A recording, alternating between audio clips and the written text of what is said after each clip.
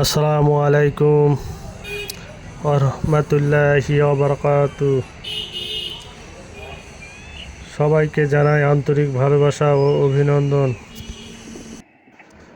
মূলত আজকে দেখাচ্ছি আপনাদেরকে আমন ধান মাড়াই করা।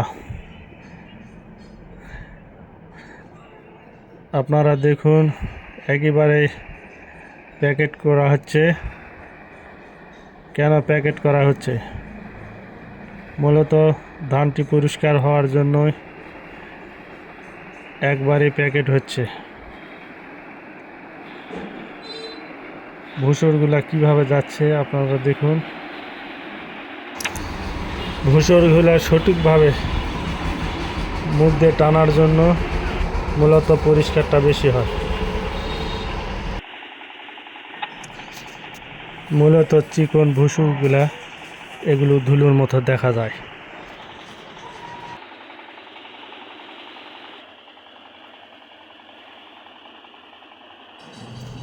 ধানের আটি অনেক লম্বা, তারপরও কোনো আটকি করতেছে না।